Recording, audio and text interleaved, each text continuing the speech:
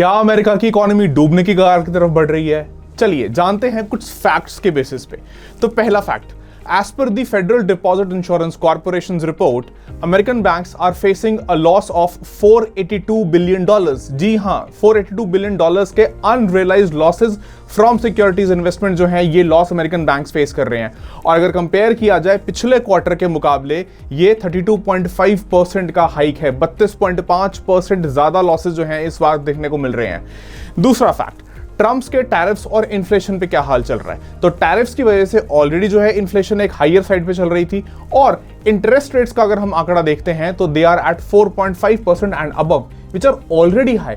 और ये अगर देखा जाए रिपोर्ट्स के मुताबिक कि अगर ये जाते हैं टुवर्ड्स 5% मार्क, यानी 5% के आसपास अगर इंटरेस्ट रेट जाते हैं, तो इसका मतलब होगा कि अमेरिकन इकोनॉमी स्टैगफ्लेशन की तरफ जा सकती है।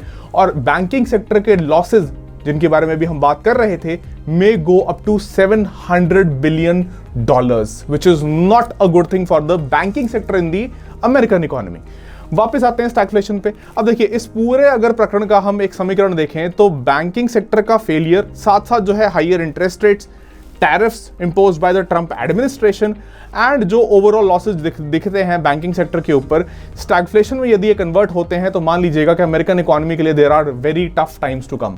स्टैगफ्लेशन इकोनॉमी में अगर हम कंसेप्चुअली बात करें तो इट इज अ कंसेप्ट जो कहता है कि स्टैगफ्लेशन यानी स्टैग्नेटेड ग्रोथ, आपकी ग्रोथ नीचे गिर रही है, स्टैग्नेट कर रही है। आपकी ग्रोथ नीचे गिरने का सीधा मतलब होता है बेरोजगारी बढ़ रही है, अनएम्प्लॉयमेंट इज इंक्रीजिंग, लोगों के हाथ में पैसा नहीं है, नौकरियां नहीं है, उनके हाथ में इनकम नहीं है।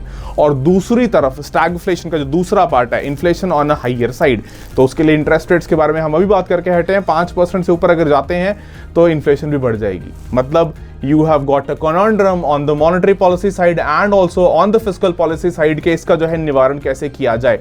So this has set alarm bells ringing across the American economy that it might be a repeat of Silicon Valley Bank like collapse. Thank you.